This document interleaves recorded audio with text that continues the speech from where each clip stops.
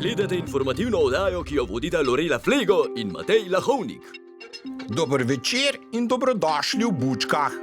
Slovensko-hrvaška obveščevalna vojna dobiva novo poglavje. Potem, ko je lani poleti hrvaška tajna služba s prisluškovanjem poskušala zminirati arbitražni sporazum, je Sova zdaj vrnila udarec. Naša tajna služba je, kot vse kaže, prisluškovala hrvaškemu predsedniku vlade. V Zagrebu je pričakovano nastala cela panika. Ajme, prisluškivali su nam. Predsjedniče, tko nam je prisluškival? Recite! Djeco, Slovenci su nam prisluškivali, naši susjedi. Sve ću vam ispričati. Slušajte.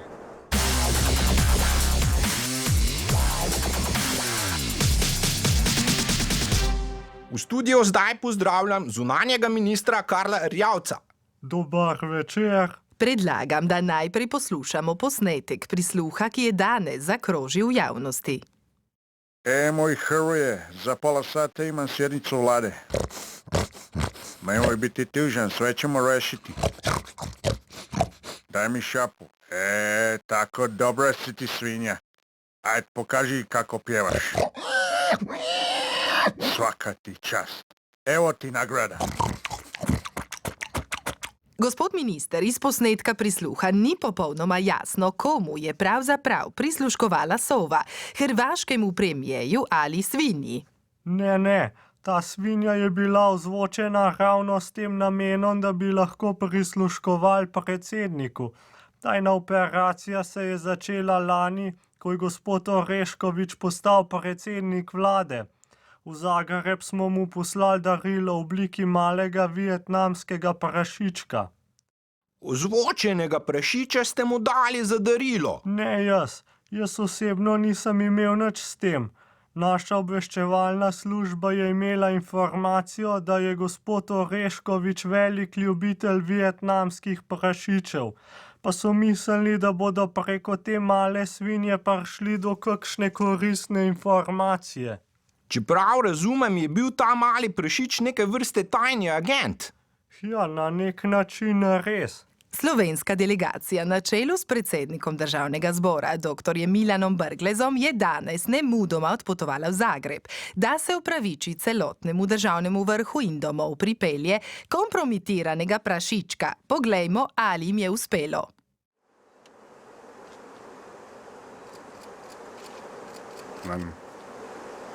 Gospod premijer, sprejmite opravičilo v imenu Republike Slovenije. Važi. Hvala vam. Se upravičujem, sorry. Dobri ste. Res mu je ne bo dale. Evo, čeka vas kalendar. Dobro. Imam slab občutek. Ja. Dobar dan. Se opravičujem. Ne, moj. Da. Stvarno? Res upam, da nam Vidjet boste ćemo. vrnili našo malo V svinjo. redu. Evo, teh 5 vam dam. Poštovanje. 5 poslancev Kako ste? za eno svinjo. Z njimi lahko delate, kar hočete. Dobro, dogovoreno.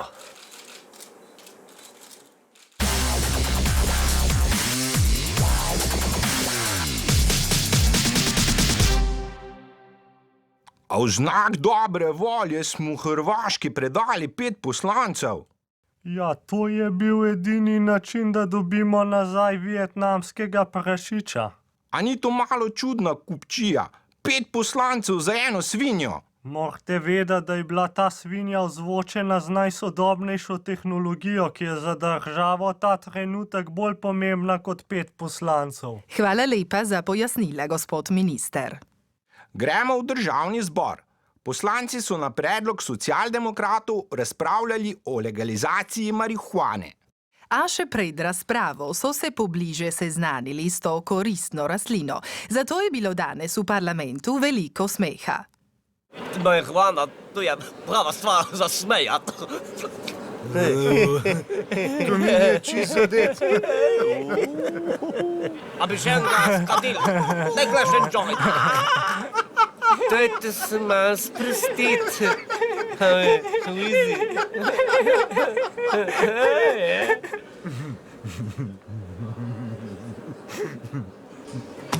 A lahko še enega? Ne priporočam, tukaj se zade, da boš spet stranko zamenjal. Glasujemo o amandmaju 227. členu.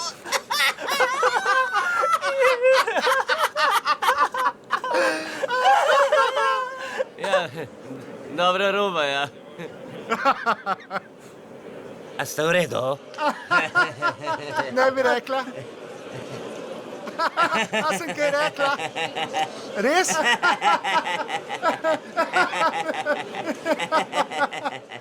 A ne bi bilo lepo, če bi bile novice iz parlamenta vsak dan tako pozitivne in nasmejane? Ja, mnogi v parlamentu se tega ne zavedajo, ampak dejstvo je, da je smeh pol mandata. No, nič kaj smešno pa ni bilo Donaldu Trumpu. Med predvolilnim govorom se je skoraj odpeljala njegova kulisa. A ste še kdaj gledali movie ali je pilot v letale? To je nemogoče. To je brez veze, ker ne gre brez pilota v letale, ne gre... Tukaj predstavil! Tukaj je! Želim peč! Tukaj je predstavil! Nemogoče. Evo ga, ne? Kaj je bilo to?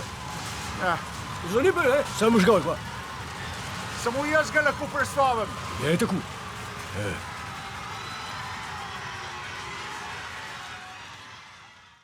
V Evropskem parlamentu je še naprej zelo živahno.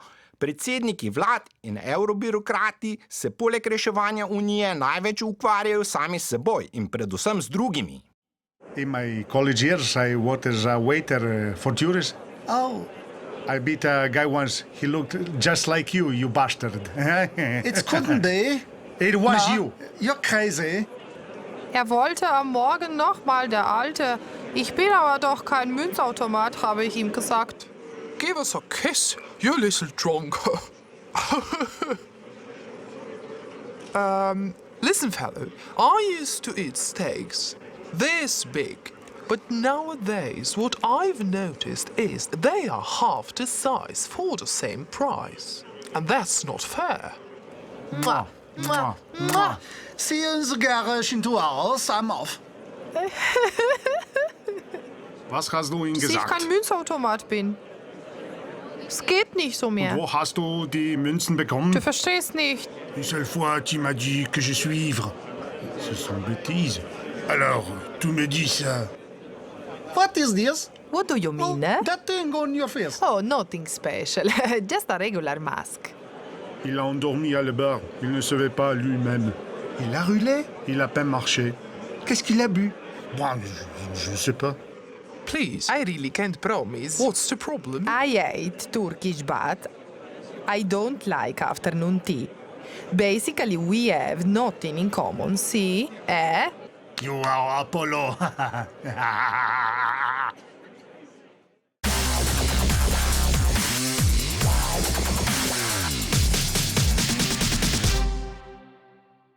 Transplantacija glave postaja pravi hit estetske kirurgije. Za presaditev se odloča vse več bogatih ljudi po vsem svetu.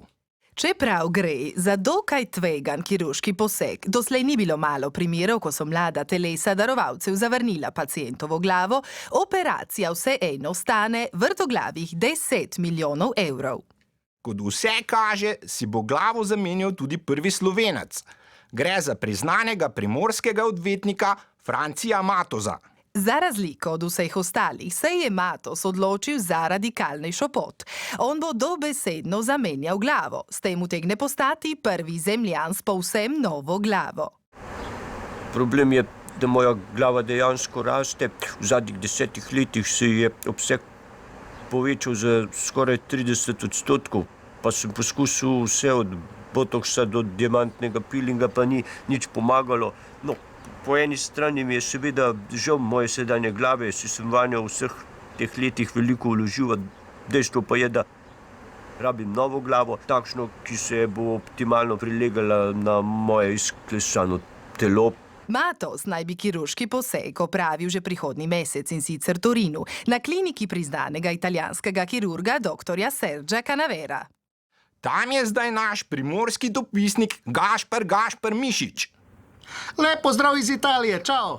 Kolega Mišič, kakšne so možnosti, da operacija v celoti uspe? Doktor Canavero pravi, da so možnosti 50-50. Kirurški poseg naj bi trajal kakšnih 20 ur, sodelovalo bo 10 najboljših nevrokirurgov iz vsega sveta. A je res, da se je Matos uspel dogovoriti za bistveno nižjo ceno, kot je običajna za tako operacijo? Cena te transplantacije je promocijska. Stane samo 2 milijona evrov, ker bo Franci Matos dejansko prvi zemljan, ki bo zamenjal svojo glavo. No, poglejmo, kaj je povedal dr. Canavero. Di solito, per i trapianti, cerchiamo corpi di donatori sani, ma cerebralmente morti. Nel caso del signor Matos, cerchiamo una testa viva, che deve essere bella e giovanile e soprattutto che combaci esattamente con il suo corpo. Il processo è simile a quello del trapianto classico. Comunque, al paziente e al donatore separiamo la testa dalla colonna vertebrale con un taglio preciso. Con polietilenglicole la testa del donatore sulla colonna vertebrale del paziente. Poi cuociamo i muscoli, le vene e i nervi e mettiamo il paziente in coma per 6 mesi.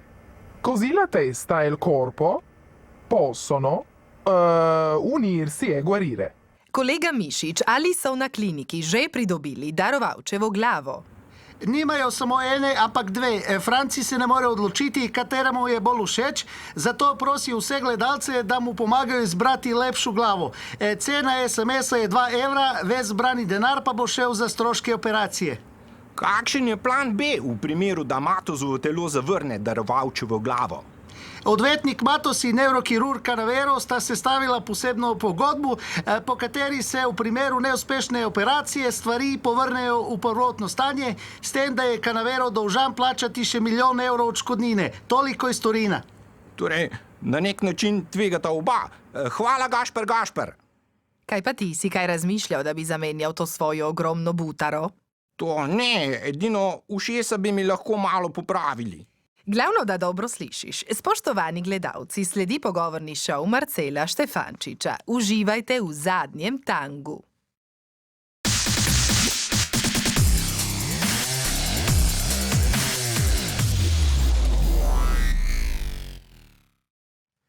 Spoštovani gospod predsednik, gospoda Nadškofa, zakaj bolje biti kmet kot filozof, bo razložil eden največjih svetovnih filozofov, po novem ekokmet, dr. Slavoj Žižek. Živjo.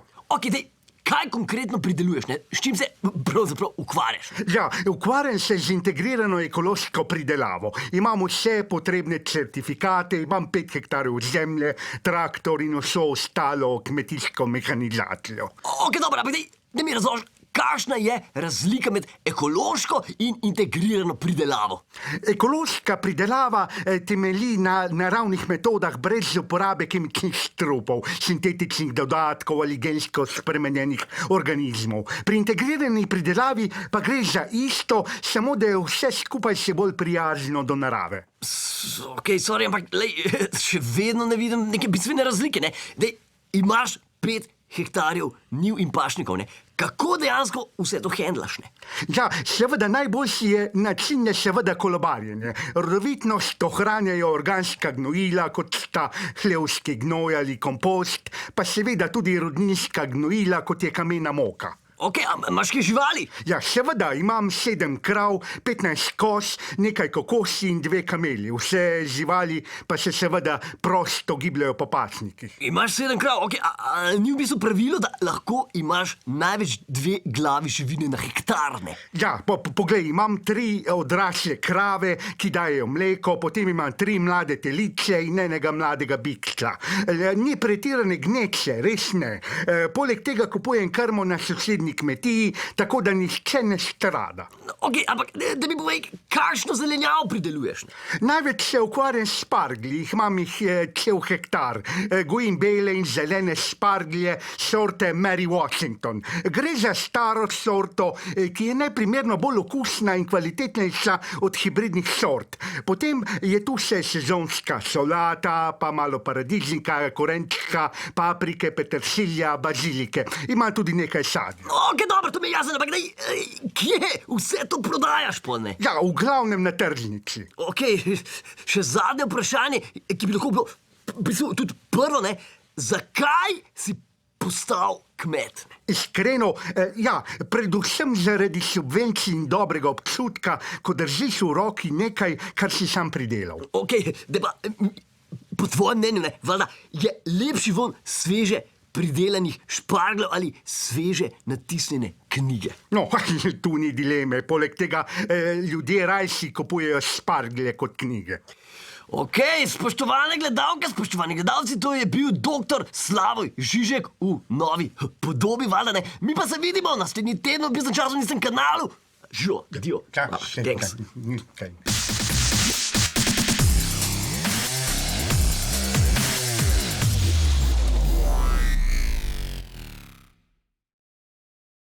Na vrsti je šport in Zmago Sagadin. Pozdravljeno. Zmago, zime je konec in s tem tudi smučanja in skokov. Ja, moram priznati, da bom kar malo pogrešal to superiornost Petra Prevca in ostalih skakalcev. No, rekorden obisk planice in uspehi naših letalcev so dokončno predramili vse tiste, ki so se doslej samo sončili ob njihovih dosežkih. Predsednik republike Borut Pahor je dan slovenskega letalstva z 12. januarja prestavil na zadnji zimski dan, medtem ko je ljubljanski nadškof Stanislav Zore planico razglasil za romarsko pot. No, od vseh pa je še najbolj noter padel premier Miro Cerar, ki se bo po koncu vladanja očitno preizkusil v vlogi strokovnega komentatorja za smučarske skoke. Dobro, lepo zdrav. Reka, kje je? Kje se stari boj? Gremo, banda! Kaj se reža, da premijer pride? Na mesto volno! Vrsa ven! Lepo zdrav, živijo, Miro. Imam karto, hvala lepa. Kar izvolite. Regionalni vlak za Škofja Loka Kranj Jesenice bo odpeljal s prvega tira. A lahko zdaj našim fantom razložite, kako se skače? Jaz sem že nekajkrat gledal skoke, tudi počasen posnetek. Prišel sem do zaključka, da je dobro, če se tekmovalec na koncu mize odrine, kajti drugače se zna zgoditi, da sam skok ni tako dober, kot bi bil sicer. Ja. Fantje, predlagam, da gremo dol. Tu je bil ta stric s očali pa kravato. Verjeten kondukter. Aha. Peter Prevc je posebej za bučke povedal nekaj o svojih načrtih za prihodnost. Z njim se je pogovarjala Tina Maze. Peter, govori se, da smo v planici videli tvoj zadnji polet, pa da nameravaš končati z aktivno športno kariero. Je to res? To je bila ena izmed resnih opcij. Ojoj. Ja, razmišljal sem, da bi treniral brata Domna, ki se mi zdi bistveno večji potencial za smučarske polete. Menda razvijaš nek nov slog, lahko kaj več poveš o tem? Ja, razvijam nekaj novega, en poseben pes slog. In kakšen bo ta novi pes slog? Je to še skrivnost, da nam ga lahko razkriješ ekskluzivno za bučke? Pa ni treba zelo detaljno. Ja, ni nobena skrivnost. Pri pes slogu daš noge narazen, medtem ko pri pes slogu v bistvu porineš trebuh naprej med smuči, večji, ko je trebuh, boljša je aerodinamika, še posebej v situaciji, ko piha veter v hrbet. Z večjim trebuhom si manj odvisen od vetra, zato pa toliko bolj odpiva. V skakalnem dresu zgledaš približno tako, kot kakšen tinki binki od telebajskov. Hvala, Zmago. Poglejmo za konec oddaje tja, kjer smo jo nocoj začeli. Hrvaško sta obiskala princ Charles in njegova Kamila. Na zagrebških ulicah sta srečala vse živo, od žicarjev do dragih tulipanov. Kralju, gospodine kralju, alo! Hello, hello. Dobro nam došao! First we go up, turn, and then we go down again. Oh, for Christ's sake. Damn it. What a terrible racket! Ljudi, došao je princ! Hi, pleased to meet you. Look at the flowers, Charles. Lovely, yes, beautiful. How much for them? 300 eura. How much? 300. Seriously? To su hrvatski tulipani. I'll tell you what, I'll give you 5 quids. Ok. Princi Hello. Kamela, imate Hi, možda how are you? kunu ili dvije. We're in a hurry. Hello, Mr. President. How much were the tulips? Well, she wanted 300 euros, but I haggled her down to £5, you know that? Well, you make sure you don't get robbed, you know? We better go inside. Follow me. To je bilo vse za nocoj. Še naprej nas spremljajte na družabnih omrežjih. Glejte nas tudi na YouTubu ali na RTV 4D. Zadnjič se vidimo naslednjo sredo. Čau.